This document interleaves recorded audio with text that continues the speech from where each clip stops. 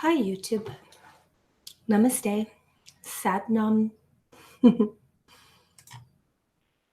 I'm going to wait until you are here in the chat. And once I can confirm that you can see me and hear me, and I can see your live chat, we will commence with our Ask Pamela Anything session for this month. You promised, you asked me to make you a promise to come online at least once a month. Many of you started doing that. And I'm going to begin to make attempts to honor that. So here is my first YouTube live Q&A. If you want more of them, you can find them on my Patreon channel. I do them all the time there. But at least once a month, I think it's really good for all of us to connect. Oh, I can see you finally on the chat. This is really good. Okay. This is good. What do I do is the first question. That is an interesting first question because I don't do. I follow the flow of God in my life, and I'm a human being, not a human doing. So I like to follow a lot of flow as it stands in my life. Yeah. How do you get rid your body of microbacterium? I want to know why. I'm going to ask you a question in response to your question. The question is, why do you want to rid yourself of something that your body may need? It could be there for a reason. So go deeper into the body and somatically ask it, what is the use? Why is it there? So as opposed to looking at health as something to change, what if we go into a deep acceptance of the body and its path for us instead of considering how we're going to change it?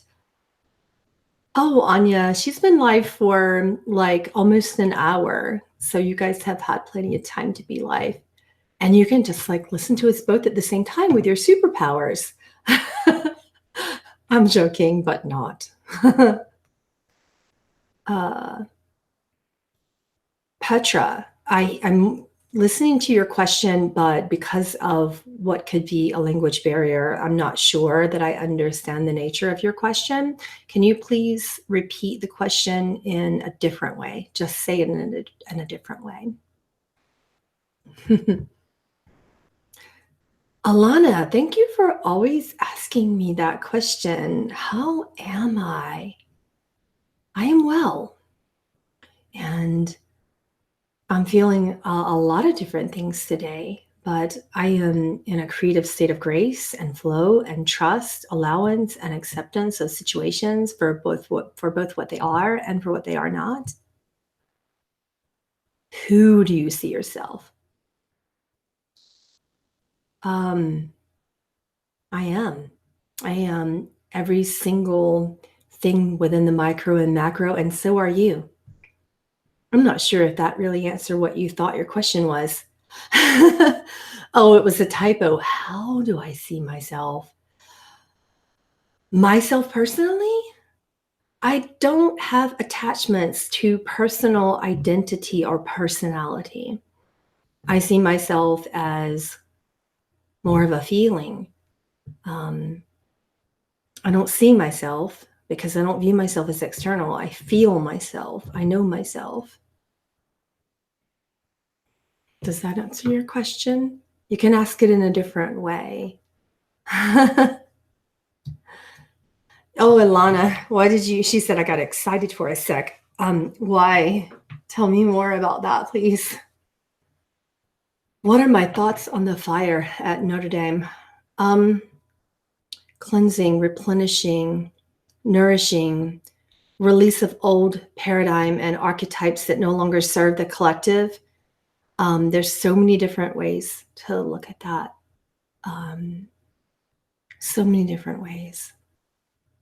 And within that is also a collective, a society who is grieving, the loss of who they thought that they were and being given the choice and opportunity to connect more deeply into who they are without a brick and mortar building to try to identify thousands of years.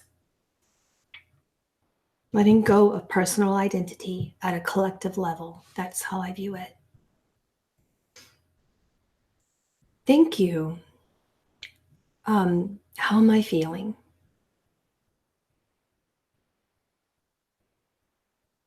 Oh, you do spiritual? He says he wants to take my mentorship program this year. Why do you want to take it? Tell me more. I'm feeling quiet in the mind and body and feeling, as usual, very comforted. And I'm feeling the need to extend compassion to people that I love. Do I give myself a label? No, but you do. I don't really operate well within labels because they are more an attachment to alignment of personal identity, and I am not a personality. I am a being, not a doing. How would you like to label me, though? I get curious about those things. I hold many roles, but they are not me. They are roles that I perform based upon the collective needs in humanity. So my teachers in spirit and form have given me a role of avatar. And what that means to me is God in a form. I also don't see a difference between myself and other manifestations of God in form, aka you. Therefore, yeah, I am a person who holds a bridge so that other people can talk and connect. That is all. I am a being who performs a role, but I am not that role. Society can go in and call me a teacher or a mentor. Many call me guru. Many call me yogi. There are many things that you have called me, but I am not those things. I mean, that's not, personal identity is not who you are ever. Those are roles that you play. How is my dental surgery healing? I think I had my dental surgery on Wednesday, and I got a lot of flack about that on YouTube. You guys were saying, oh, you're having surgery on your face. Is it plastic surgery? And I'm like, guys, I don't even wear makeup. Much less am I committed to changing my face. However, I did have to have, I had some bone grafts. I had a bone graft in my upper jaw, and it was a pretty big one. There was a lot of bone loss based upon an accident that occurred in my life in my early 20s. And when that, over time, you know, I'm going to be 44 next month on May the 16th. And over time, my bones started kind of degenerating, you know, losing that strength. And then I started to have all sorts of dental problems. During the accident, I lost 3 teeth, and they were major teeth that held the rest of my facial structure together. And I started losing enamel. I started losing more and more bone from my face, and I noticed various health problems occurring. So health and channels and healers, yogis, shamans, health can begin in the mouth and in the stomach. And those were the 2 things that I had to work on in my life in that order. So now that I've worked on the mouth and I've done what I need to correct what was wrong, now I work on stomach and food and trying to, in that moment of that surgery, I asked Hanuman actually to release me of any attachments to food, because it was my last attachment in this lifetime. And if it was there, I wanted to let it go. And of course, you know, I think we're on day 5 of my surgery. Let me think. Thursday, Friday, Saturday, Sunday, day Tuesday. 6. We're on day 6. So I have a slight lisp, and I'm trying to adjust. I have stitches inside of my mouth that are about, you know, this amount, you know, that amount in my mouth, around in this area here. So my face is really stiff, and it gets really puffy in the middle of the night. So I wake up and have to put ice on it and things of that nature. So it's not so painful anymore all the time, but I have bouts of pain throughout the course of the day. And then I have to re-ice it and take a Motrin and channel energy through it and do all of that over and over and over again. It's pretty interesting. So this side of my face is just really, really stiff and blah. Yeah, it will heal soon. That's an interesting question, Drusilla. Can you see whether I'm close to turning my gifts on? I've been working on it. I would really like to talk about that. Humanity has this misperception about spiritual abilities and gifts. And if I could give you a metaphor of spiritual awakening being a little bit like climbing a mountain. Spiritual abilities happen somewhere between like here at the bottom of the mountain of your climb. You start out here. What you want to do is just kind of get to base camp, which is here. Okay. You want to make your breath and your body and your mind fit and calm and able just to get to base camp. Spiritual gifts happen more about the second camp and sometimes closer towards the top of the mountain in your climbing expedition. So in the general awakening of spiritual abilities is a little bit like that. It's not like that in enlightenment. So please don't compare my metaphor to enlightenment, because enlightenment is not a place at which you will arrive. It's about realizing what and where and who you already are. And when that happens, it's more like lighting firecrackers and having them blow up in your face. And I want you to be well prepared when you light those firecrackers. So to give you a little bit of an example of that, it's sort of like lighting sparklers, or in India, you guys light the, I'm not sure what you call the crackers that you light. You most recently had a celebration, and we heard some of you for Diwali, you were lighting firecrackers, and those firecrackers that you have, like some of them light really fast and then you have to back up. And then some of them are kind of are duds. You light them and you go, oh gosh, why do I have to light this again? And spiritual practice is a little bit that way. So if you light firecrackers and you get a dud, what you do is keep on. Maybe you add a little bit more fire to it. Maybe you try a different way. Maybe you try a different firecracker. But regardless, what you can do is understand that it's not attached to your enlightenment experience. Gifts are gifts that help you live in a body functionally. And if you can't get to base camp in your journey of spiritual development, you sure as heck can't handle all the altitude changes of being at the top of your mountain of mastery, is what I call this, the mountain of mastery metaphor. So in the mountain of spiritual mastery, gifts come here. Like this is the base of the mountain. This is the top. We just want to get to base camp by mindfulness, breathing, meditation, proper eating. There are 8 branches of yoga, and I teach them often. Thank you, Drusilla. So what you want to focus on is pratyahara. Pratyahara means to draw in energy or to know when you need to draw back. Ahara means food or energy. Prat means to draw in or draw back. That is its literal definition from Sanskrit. So you need to focus on that. Like wherever you go in your spiritual path, it doesn't matter. Just take yoga with you. So a lot of people associate spiritual awakening with spiritual abilities and whether or not those abilities are functioning properly.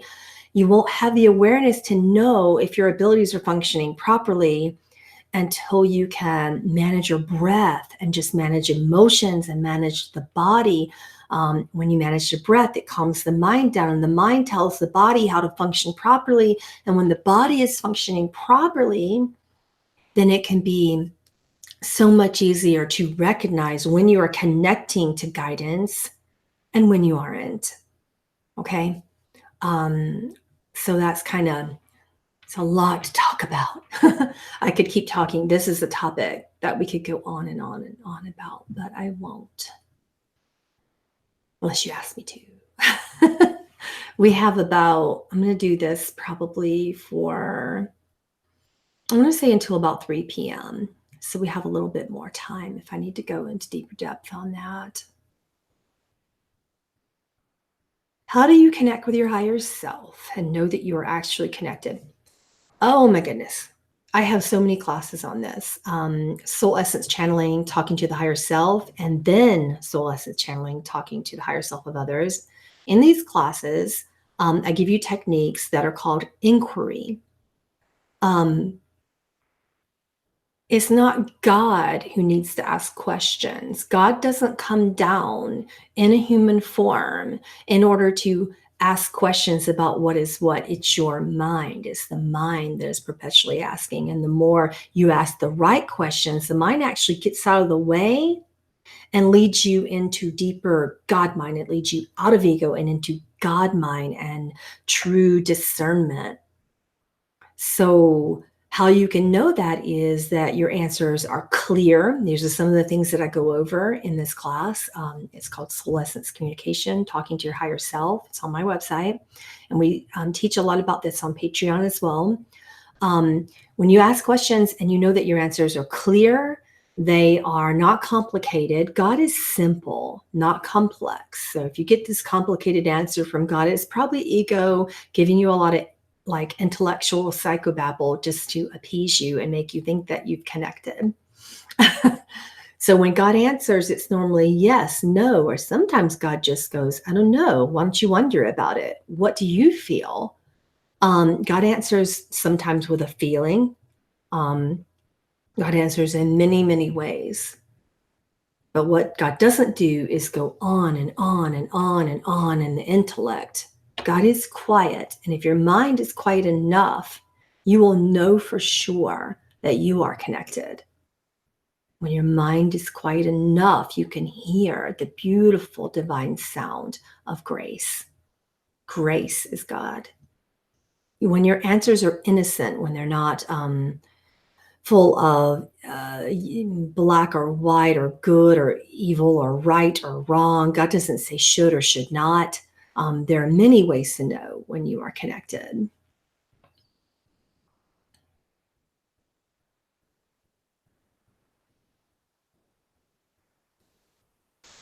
Can you tell me about soul retrieval and do I believe it's good? I'm not one to say whether human processes are good or bad for you. The mind likes to create this thing called processes that it thinks you need. And in New Age and metaphysical communities, it's pretty rampant. I live in the United States. I don't see as much of this in India. I have a lot of past lifetimes there.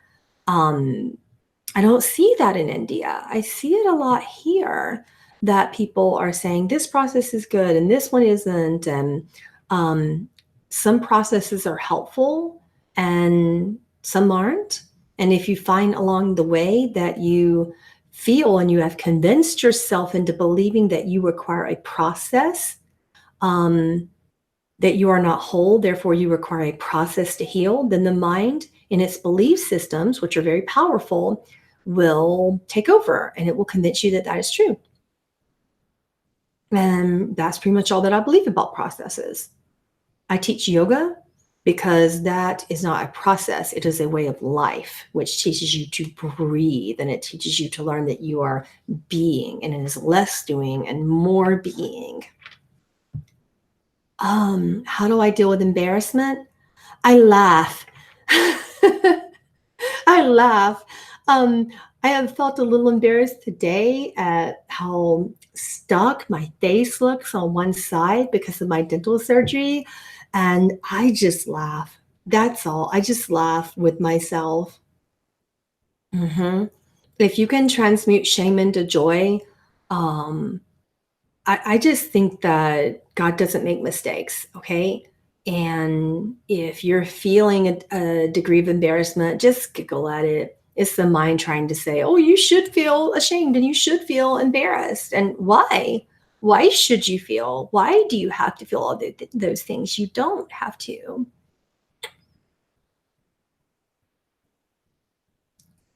Yeah.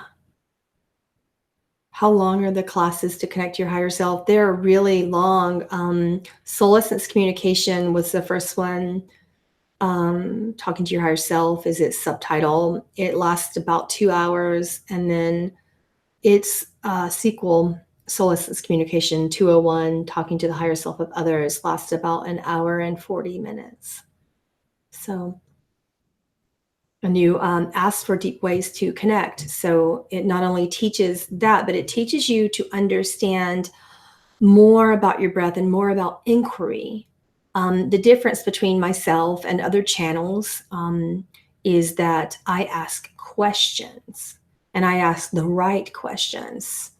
So going back to right and wrong theory, it's not that the other questions are wrong, but it's that they lead you back into ego. So that's not a right or wrong experience. If you want to read only from mind telepathy and the lower consciousness of ego, go for it. There are plenty of readers and channels out here who do that. But I don't. And I taught based upon one of my masters in spirit. Ramana Maharshi taught me something called self-inquiry when I was a child. And he taught me it in spirit. And he taught me how to question everything, not just myself, but the right questions for God level inquiry, not evil, not all this other type of inquiry, like lower consciousness inquiry and egoic inquiry. He taught how to ask wise questions, spiritually discerning questions. So that's kind of the difference between the way that I channel and the way that other people channel, is that I know how to ask questions.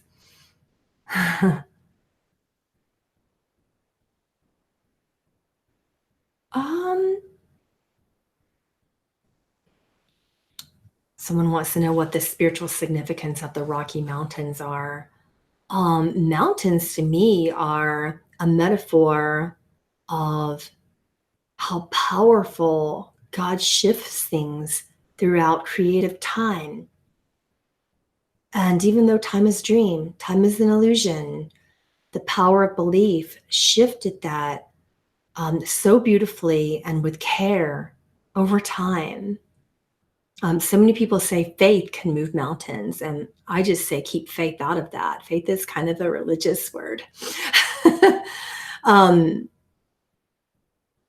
Those mountains move naturally, energetically, as they should, with love and with care, not with some big thing.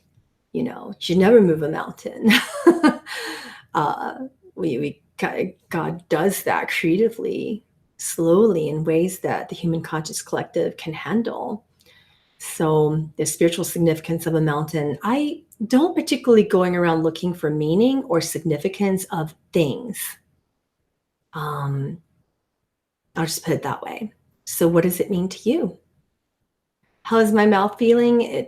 Right now it's pretty good, but I just took some Motrin and sent a lot of healing energies and sent a lot of toning and breathing through it, a lot of healing breath, a lot of holotropic breathing has been happening today. So right now it's okay. Yeah. It's hard though. It's hard because it's okay for a while, and then the pain crops back up on this side. My whole cheek starts to poof out. All sorts of not so fun things happen after dental surgery.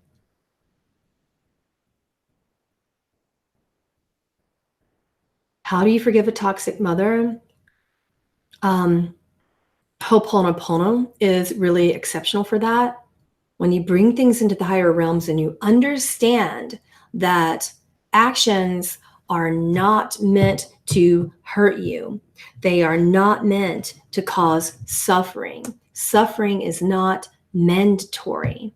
So when you understand forgiveness, you can say, okay, my mother did not mean to harm me. Therefore, how can I keep holding on to toxicity, which is mine, not hers? I'm holding toxicity. I'm holding grief. I'm holding anger. I'm holding a deep energy that's hurting me inside of myself, all because someone else did something. And I'm going to quote Yeshua, they know not what they do.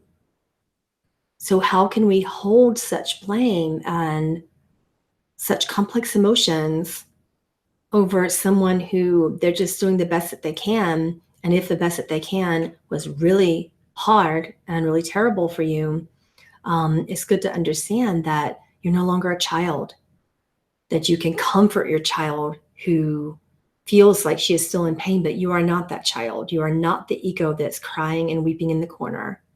Okay. I've always said to my students, about the time you're, somewhere between 25 and 30, at the worst case scenario, it's good to understand that parents did the best they can, and to forgive and love and to send compassion to them, because they know not what they do, to your inner child, and just understand your ability to now parent yourself. So I love the Ho'oponopono. I love to sing it. It brings me to release any pain that I'm having when I need to forgive. But at the higher levels, nothing is wrong. They're doing something that you asked them to do karmically to bring you deeper into your expansion. You asked. So that's kind of universal law of reflection in its finest situation. Yeah, it's a tough thing to accept. Can I share insights on chemtrails? No, I can't. They do not exist in my reality. Because I am in a space of innocence, I don't understand what people say when I look up at the sky and I don't see them. And I have done strange, fun, and interesting experiments with my friends who do see them. We've gone out to parks together and we would lie on our backs on the grass, and my friend would say, "Oh my gosh, can you look at that?" And I look up at the sky and they're seeing something. They're looking right at it. And I'm not. So this multidimensional creative manifestation, when you understand how you're living in the multiverse, that many things, people are seeing different things at the same time, then you understand that there is no truth in this universe. God didn't create this universe. Humans did. So, yeah, what is it we're really looking at and worrying about? If whatever the universe is reciprocal and it is unbiased. So what that means, in the universal law of reflection, and the universal law of reciprocity will say that whatever you focus on is what comes back to you. It's like a ping pong or boomerang universe. So it's not if the chemtrails are bad, if you're focused on that, and that's what you get. And it has all of its effects. I'm not focused on it. Therefore, I do not see it in the reality, and therefore I have nothing to say. I hope you join me in that.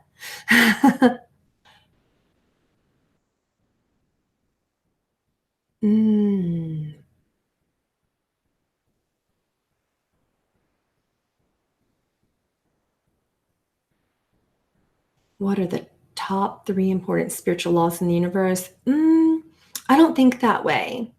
I can say that I really love the universal law of oneness. I love alchemy, so universal laws are big in how I create. I love the universal law of reciprocity, and I love the universal law of specificity. So that is what I've noticed is out here right now in this creative earth environment.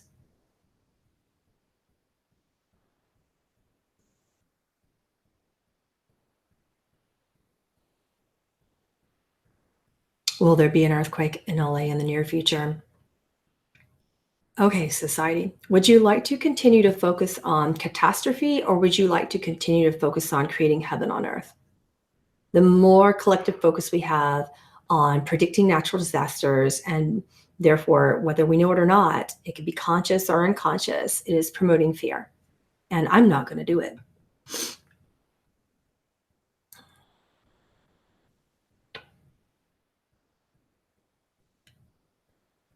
For those of you who are just joining, I am doing a Ask Pamela Anything Q&A. And for the next 20 minutes, I am just answering questions about your spiritual path, your spiritual development, what you're struggling with along the way, any personal questions or spiritual development questions you have about me, about my life. Go ahead.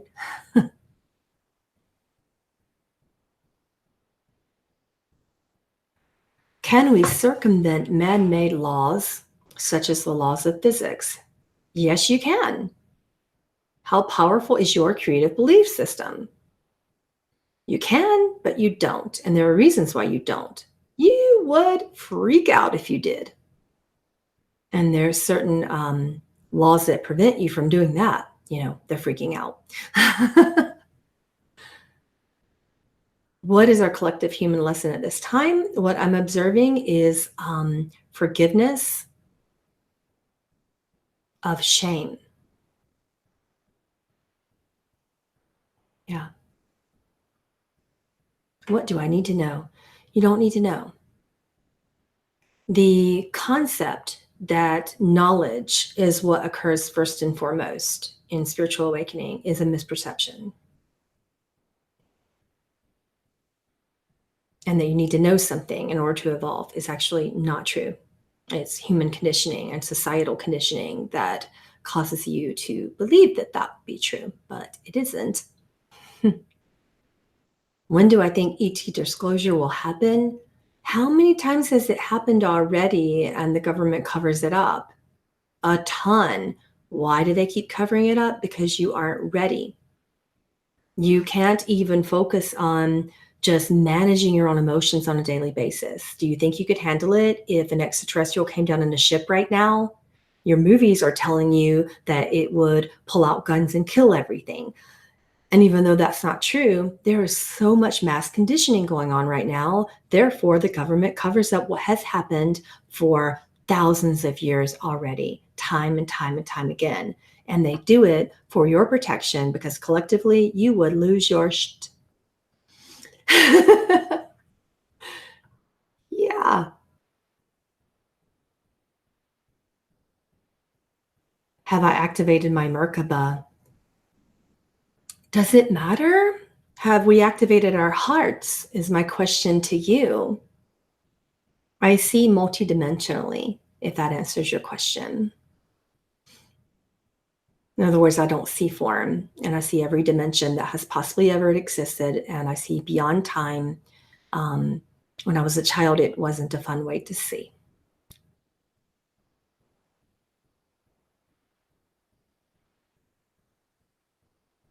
Yeah, Patty, that's right.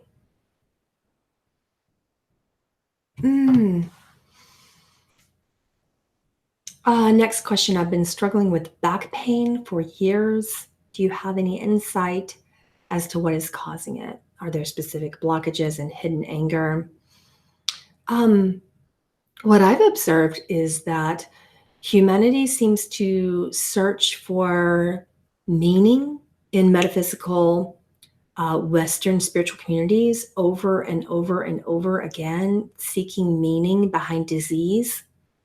You are at a dis-ease. What that means is the body's trying to get you back on track to your spiritual path. The body is making you aware of something. And in this case, it often seems to be that many people struggle with back pain because of various reasons of feeling unsupported. They struggle with back pain for various reasons of eating toxic things and living in toxic environments, eating toxic foods, whether that be emotionally or actual physical foods. There are many, many reasons for back pain that can creatively manifest, and all those reasons are different based upon your unique experience as God in a creative environment. Therefore, it's really difficult to say it's this or it's that for an entire collective because you are all perceiving in the multiverse and creating various manifestations of such meanings. You see what I'm saying? It could be something as simple as the way that you sit. It could be something as simple as posture. It could be something as simple as food. You never know what it could be. It's a common one, though.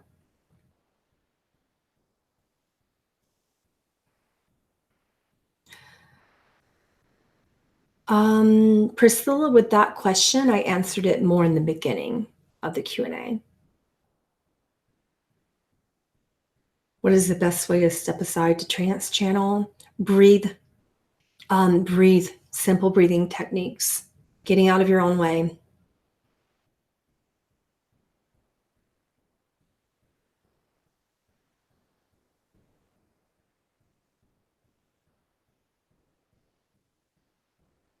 Is white light energy the best color to breathe in and surround yourself with? Um,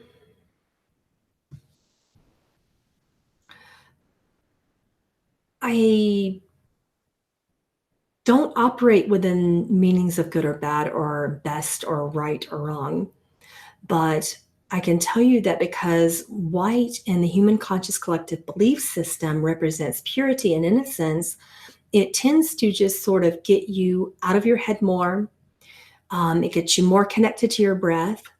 Um, it is full of color and absent of color simultaneously.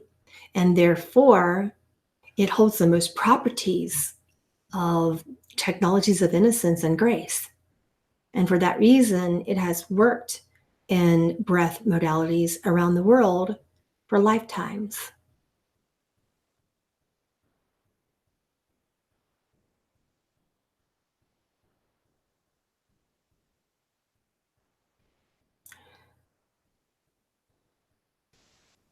How will you make the transition from fourth dimension to fifth dimension?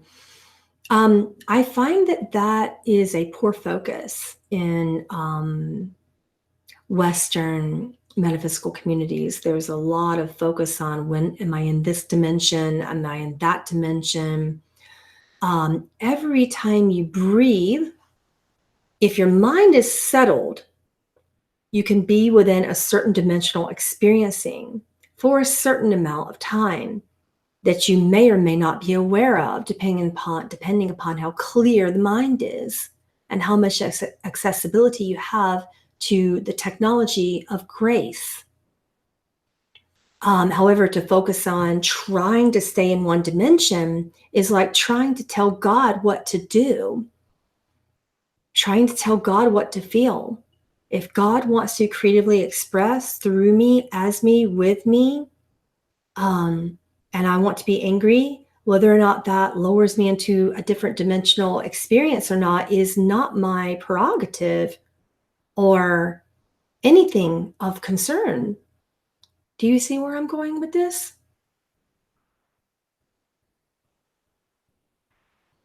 In other words, everything is good, everything is God. And you are dipping in and out of the multiverse every single time you shift an emotional frequency. You are in a different, what you call, dimension. So why are we worried about it? You are in various dimensions simultaneously all the time. Why are you worried about whether you're in one or the other? If you're in a deeper, darker, what you New Agers call darker or, more dense dimension, send light and love into it. And you will notice that even anger feels like God, even grief feels like God. Dare I say, even shame can feel like God? How far do you want to go with this?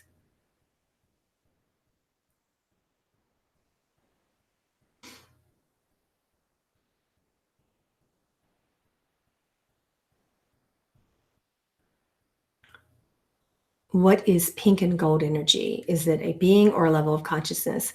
That's way too much meaning for the way that I teach. What I can tell you is that you have associated as a collective certain meanings with things, and you have often as a collective associated love with a meaning of pink as a color and pink with a meaning of love and compassion. You have attributed gold to the highest level of consciousness. Is sometimes the beings that you call in to work with you, the deities, if you will, and your belief systems, when you need a certain emotional frequency and you need guidance in that way, they will show up in that color because it relates to you and it helps you connect more deeply to what you want. But in higher dimensions, it means nothing. They don't even have the same colors in other dimensions. You won't see those colors at all.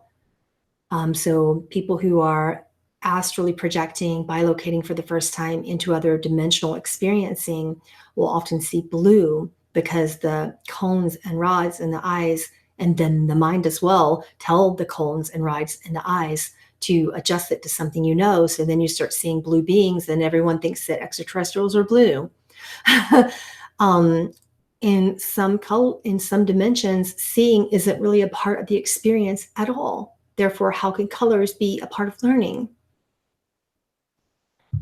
So here in this dimension, what we do is we attribute meaning to everything.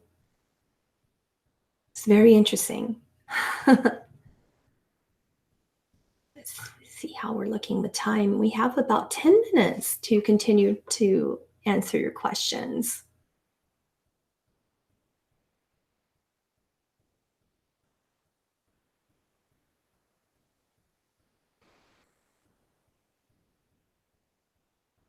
Can you shift to a parallel reality, which is on a completely different timeline from now, such as 5 or 10 years ago?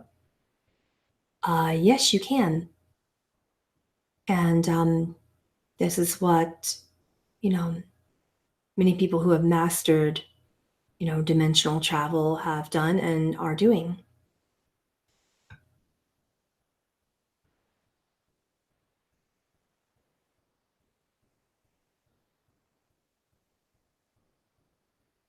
What is the most important thing for the collective to be aware of or conscious of in the now? It's not a thing, but be aware of you. Be aware that you are God. Be aware of staying in love and oneness and perceiving love in all beings and circumstances and things. And remember that circumstances and things are really not real. They are created by you so that you can learn how to react and respond appropriately with love. And that is all. It's all about your responses and your reactions right now. Will I hold any classes in St. George? I did that last year twice and you guys didn't show up. It was really weird. You bought all your tickets and then half of you didn't show. So I am thinking about doing it again once this year, and I'll keep trying. So we'll see. I will definitely hold an in-person workshop in St. George once I find the appropriate venue. How do I not slip into poverty mindset? Examine what you believe abundance means. And more than what it means, how do you feel? How are you rich and abundant in your life? Why are we only attributing abundance to how much paper we hold inside of a building,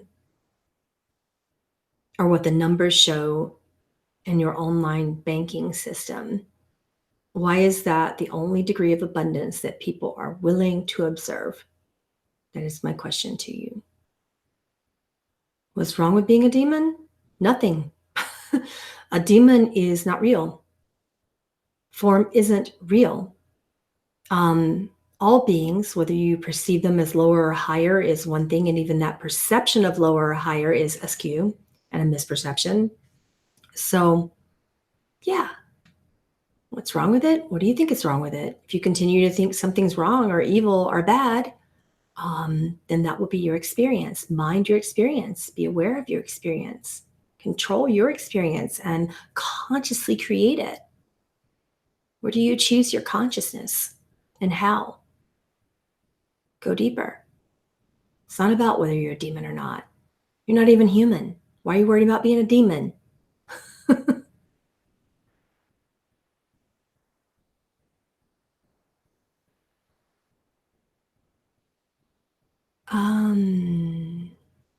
Share a lullaby that I sing to my daughter, Emmy. I'm trying to think of the name of the one that she's been asking for lately. It's by Priscilla Ahn.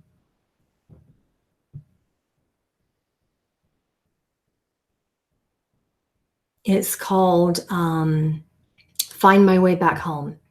And I'm going to cry if I have to talk about it.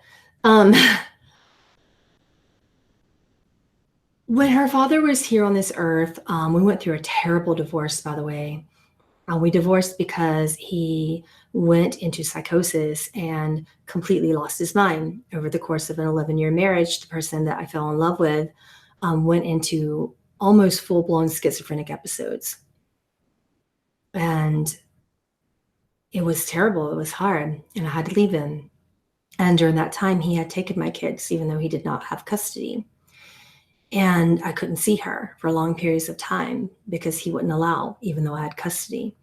Now, in the state that I'm in, police would get involved easily, but he didn't have them in this state. He took them to another state. And when you are involved in interstate divorces, it becomes very, very difficult. So the law was not, I had to get all sorts of type of paperwork that I never even knew existed as a parent. You don't know these things. You never think about that these things are going to happen in your life. So in the meantime of going through so much legal process for out of state, when a parent kidnaps and then proving that they're mentally unstable and all these things, it took years. It took like 2.5 years to get my kids back. I was miserable. It was so hard. And I had to focus on grace and happiness and innocence and forgiveness and so many things. And during that time, I used to astral travel to her and sing this song. Yeah, I was singing this song by Priscilla Ann, and it was called Find Your Way Back Home. Yeah, so that was one of my favorite lullabies. I still sing to her every now and then, and she's been asking for it lately. So it's been interesting. I went to your London workshop and I was too chicken to work with Halal. Are you coming back? Oh, Halal was so much easier than Lilith, though. Lilith was the one that kind of, ate you guys up and spat you out.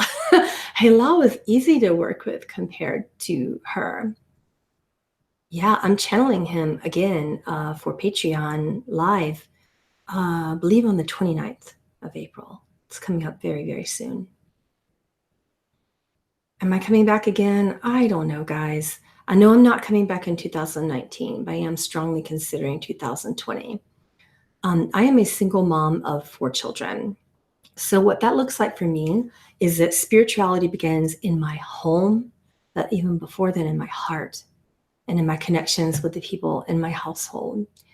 And then it extends into, obviously my children, who are first and foremost priority. And then it extends into local environment, which is why I created 2 workshop opportunities for you guys, very cheaply last year.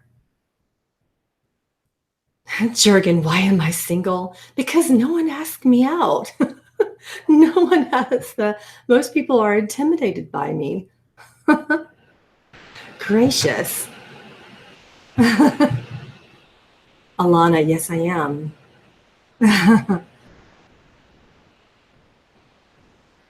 Drusilla, yes, it is. She said, divorce is the worst experience ever. Yeah. I'm so sorry that you went through that. It's really hard on children in particular. Oh, I'm sorry, Anya. I'm divulging information that people didn't know, but it's true and it's recent. And we're both really sad about it. But we're also both really relieved and excited and supportive of each other. And, she will be my close friend forever in my heart. Absolutely. We'll always be friends. Yeah. Please don't be sorry. I think it's good that when people are not compatible, that they recognize it and that they can, I don't even like the word breakup, but they can just admit that in love, Yeah. Beth, I think that's a guide of yours. Have I channeled the Hathors? Not publicly, but they came through a little bit in my Patreon ISIS channeling. I channeled Kalima. Oh my goodness, so many times. Who's really good at that is Alana Heavenly. You can find her on YouTube. Yeah, I love her channelings of Kalima. Can I make it happen in Europe? Well, Flavia, you're one of my biggest assistants right now. Help me make it happen. I would come to Europe.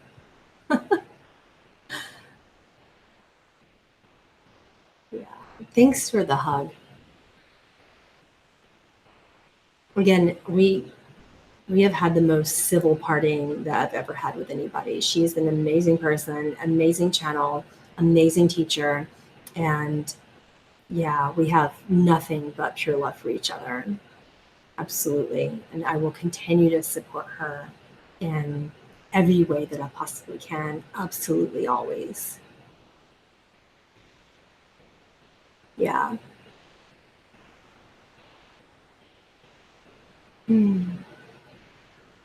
Oh, you're welcome. Thank you for watching.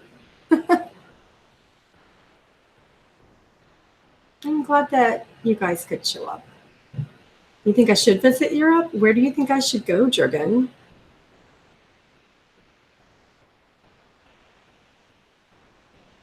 How correct is my wingmaker's material? I don't look at things as correct or incorrect. I look at things as perspective and just creative perspective. And everyone has various creative perspectives. Everything is subjective and relevant.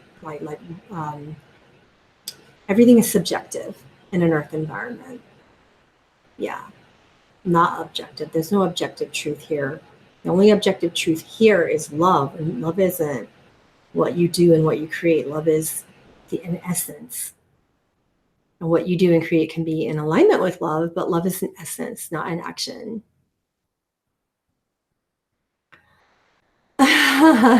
Let's start a single mom supportive community. Oh, wow. Thank you, Mary. I would be happy to support you in that.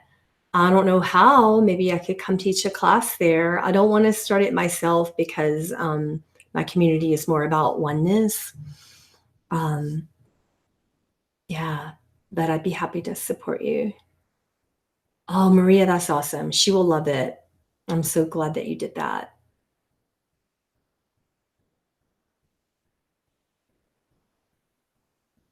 Can I channel Marilyn Monroe? I assume I could. Why do you want me to?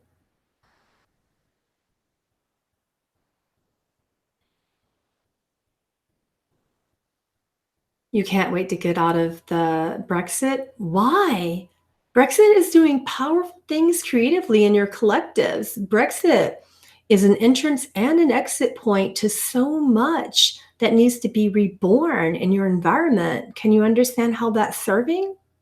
Go deeper with me for a moment with that.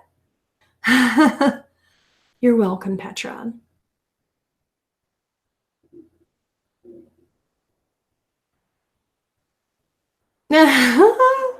Are you familiar, Pamela, with beings that have an eyeball as their head?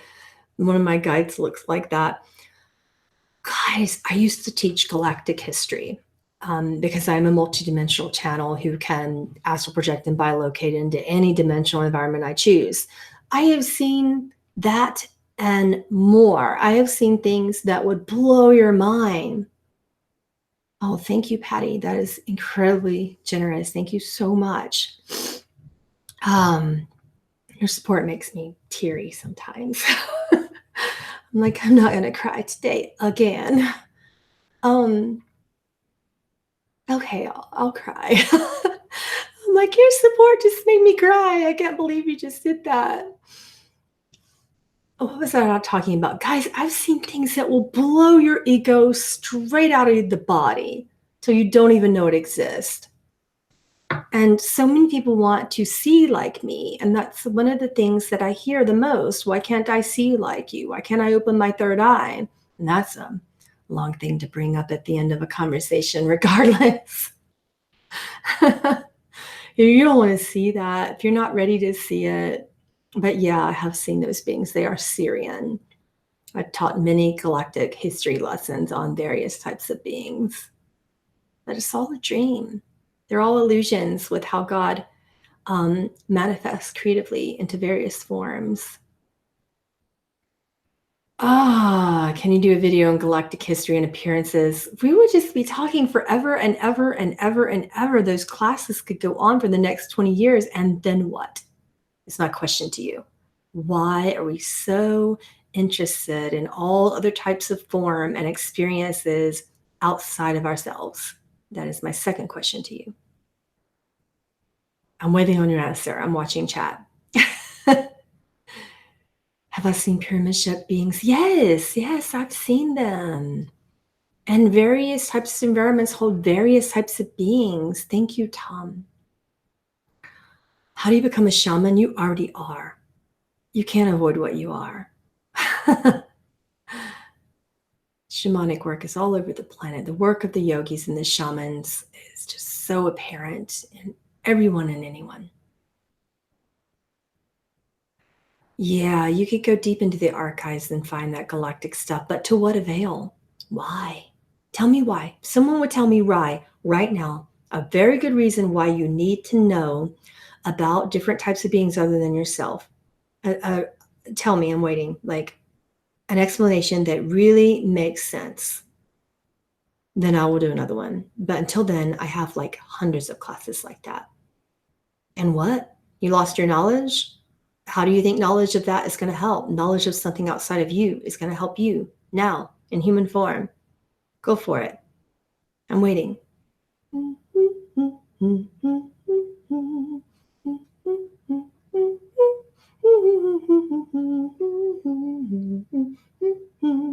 Thank you, Beth. Because it's fun? Is that really a good reason why? Do you think fun is going to be a reason why I'm going to do it? Playing with your child is fun. Oh my gosh, Drusilla. Thank you. And thank you, Beth. You guys are amazing. I'm interested in mastering this life as being human. Oh, Myrna, you're on it. Yes. Your answer was genuine, but is it relevant? How is being fun going to tell you? Have I channeled Shiva? Yes, I have. Yes, I have. I had to fast for about 20 days, but yes, I did channel Shiva, and I could barely walk afterwards. So channels, my goodness, prepare. Don't just, I am very, very discerning over who I channel. I also channeled Babaji. He let me in for 3 hours, and then I couldn't speak for 3 days. So when you ask to work for some of these things, they will blow you apart. You're not ready for that. Nobody who has a body is, unless you are apparent in your oneness and have gone into true realization. You are not ready for Shiva or Babaji. Can I channel Marduk if you give me a good reason why? Even the concept of channeling completely shifted after realization, because what or who are you channeling? It's all the same. All the beings are me and I am them. So what's that concept even really about? I use the word because you asked me to, but then what? Can I do a video on breathing techniques? Oh, I have so many. There are so many on my Patreon channel. So many. Look up Kripa Yoga. You will find many breath techniques for yoga there. Robin Williams again. Tell me why. Channel Lao Tzu. Now you're talking to my heart. Yes, I will do that. What I do, insofar as who I choose to channel for you, in my Patreon community, I create Patreon polls, and once a month, at the end of the month, you will see a poll, and I will ask for suggestions, and then I will take all those suggestions and put them into a poll. Every single one of them that can fit into a poll. I think they allow me to put about 30 in there. Is the maximum that Patreon will allow for me to put in a poll. And then I ask you to vote, and I take the top 2 to 3 and I channel them that month. Brahma, Grav, that's Brahma. Krishna is everything. Krishna is Christ consciousness. Krishna has no personal identification with just one being. Thank you, Bonnie. Thank you.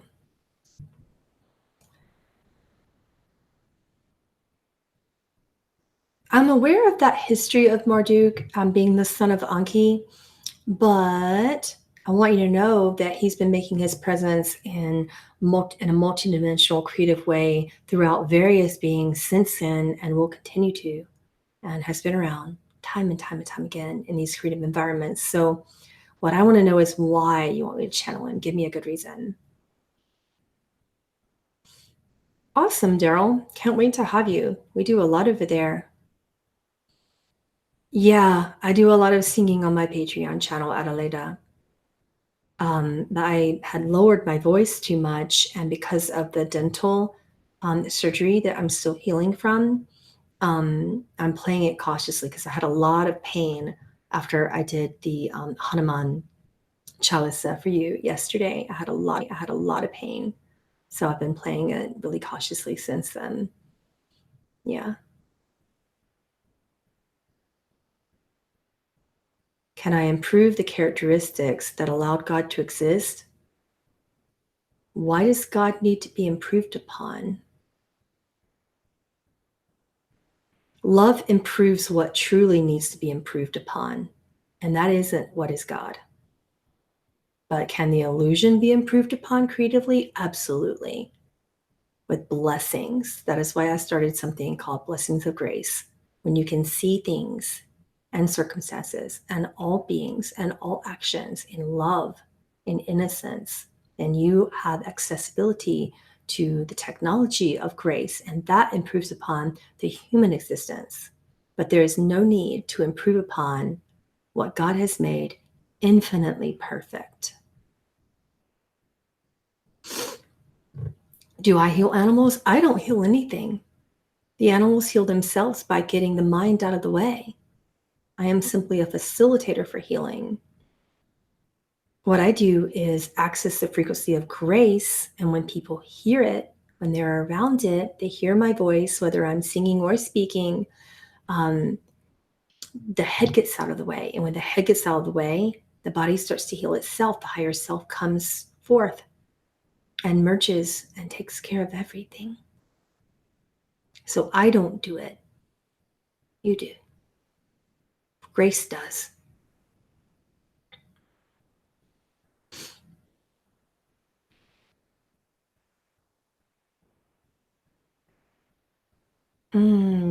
Those have been around since even before time existed, Gaurav. So that's a really hard question to answer, because there are many people that will say that Vedas come from deities. But it's if you look back, they come from Source, they come from Brahma. And many people channel their meaning and do so very well. Vedas are ancient source technologies that are creatively put into form. I love Vedas. Absolutely in love with them. You're going to come to my next Zion retreat? Okay. I'm going to have another one. I can't decide if it's going to be late 2019 or early 2020, but it's coming up. Do I see all probable collective realities? Yes, I unfortunately do. It can be time consuming to be focused on everything that a rishi sees.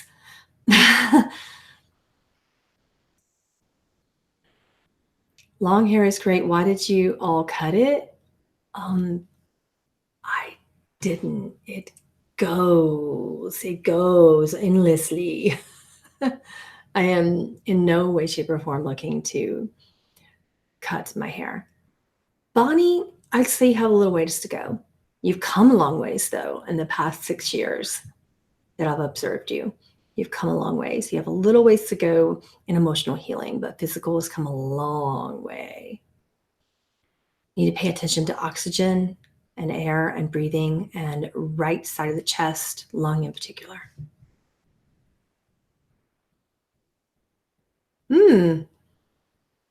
My kids don't want to go to school. I feel their struggle.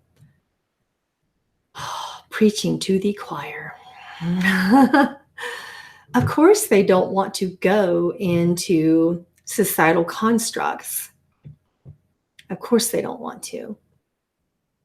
So parenting is by far the best thing you can do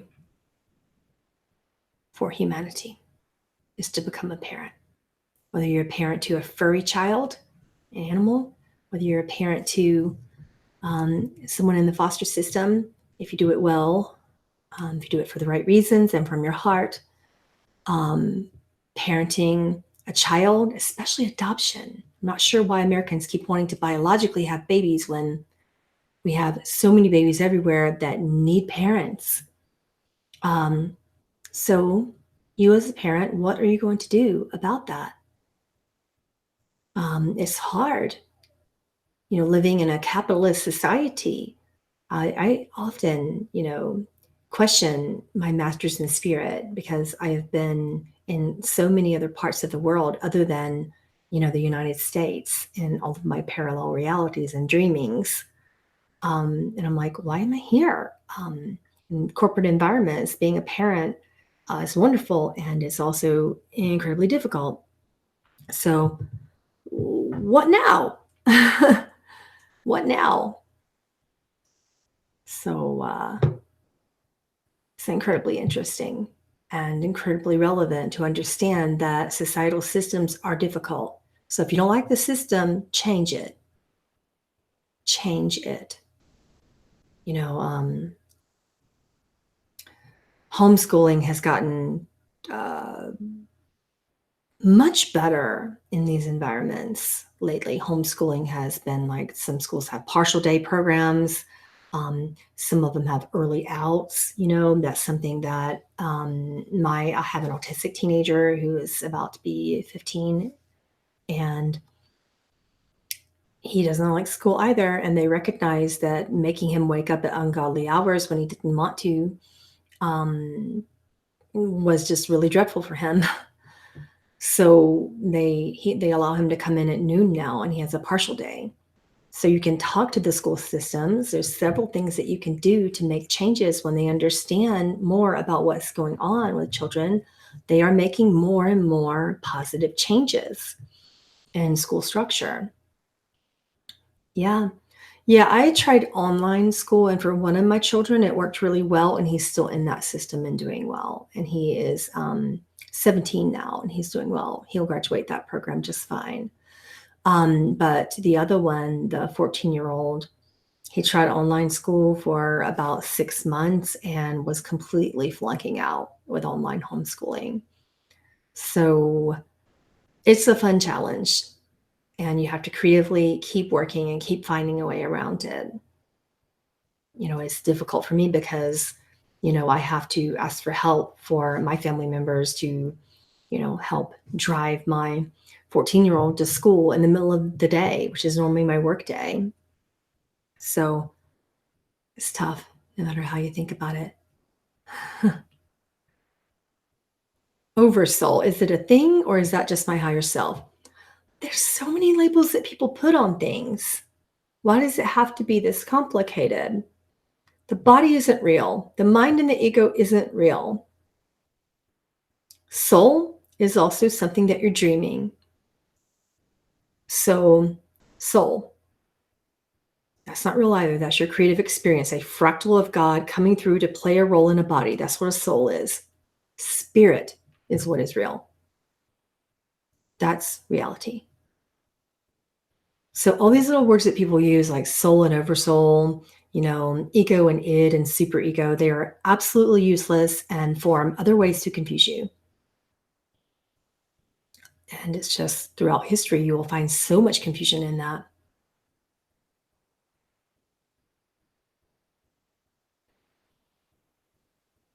Yeah, Jurgen, there is a lot that needs to change in that too.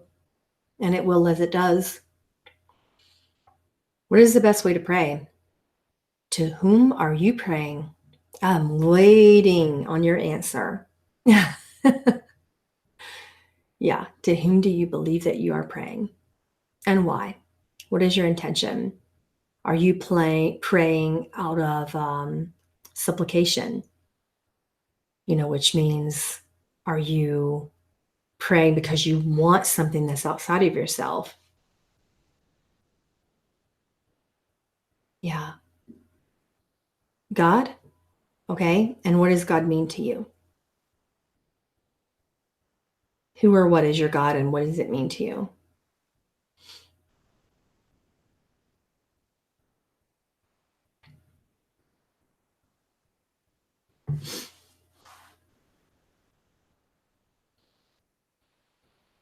Yes, Gaurav, while I can't profess to be strictly of the Advaita background, I have been trained in Vedanta.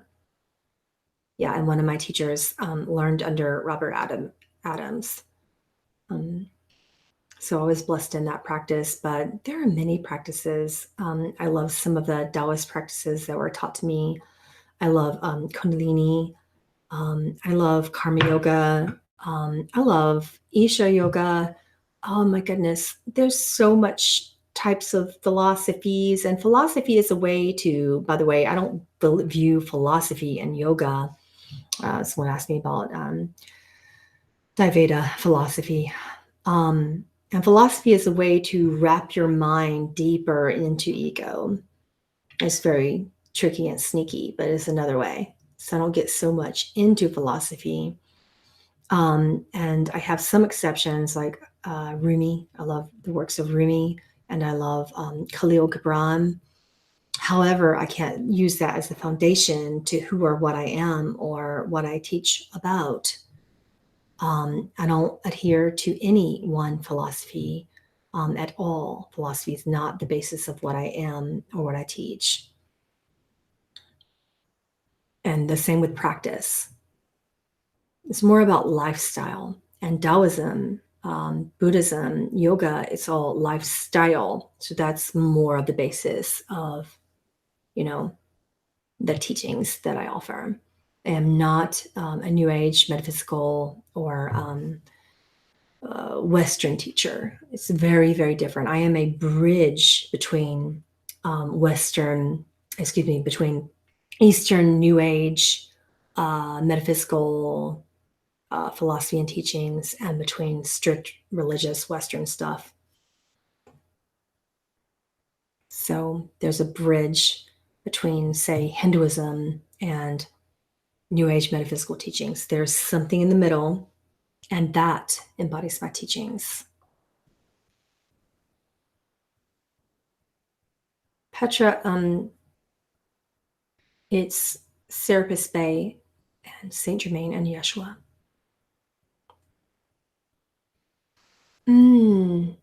What's the difference between soul and spirit? Soul, again, is the fractal of divinity that's choosing to play a role. It's kind of what I call as children of God, if you will. It's like when God decided to play this role where it wanted to see itself, it created birth and death and everything in between. So those creative experiences, you come down and you have a personality and you have a name and you have a contract with karma that eventually becomes dharma, well, hopefully. And all of that is the soul experience. Spirit is beyond that. Spirit is the power that lies between sound and dynamism.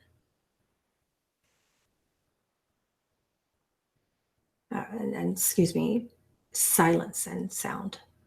It lies between silence and sound is spirit. Spirit is quiet and holy and sacred. And spirit is innocent and embodies the technology of grace. Was Horus a blue avian? Horus has been many things. Horus is another fractal of God playing a Christ conscious role in Egypt. And Horus embodies many stories that eventually became Jesus stories, that eventually became also Muhammad stories and, Krishna stories. And if you believe in time, Horus is, somewhere in those timelines. But I don't believe in time, therefore I don't teach that way.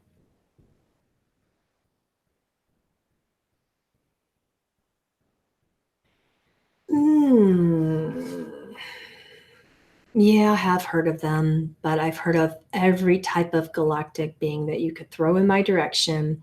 And I'm going to ask you a question. Why are you guys so focused on galactic history? What does the past mean to you? What does the future mean to you? Why are you so focused on what is outside of your experience right now? What is that knowledge really going to do? I really want to know this answer. Really curious about what you're going to say.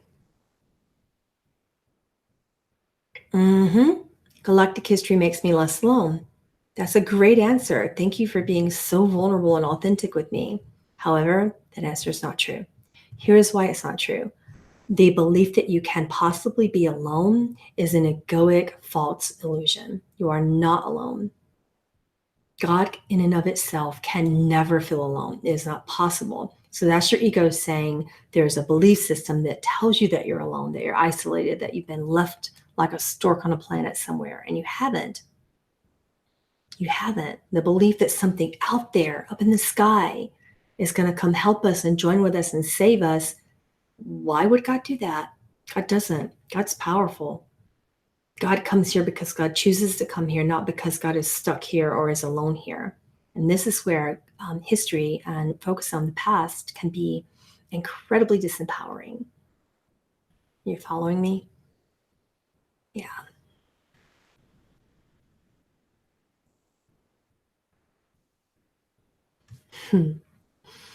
All right, guys, we're well over our time and I have to go now.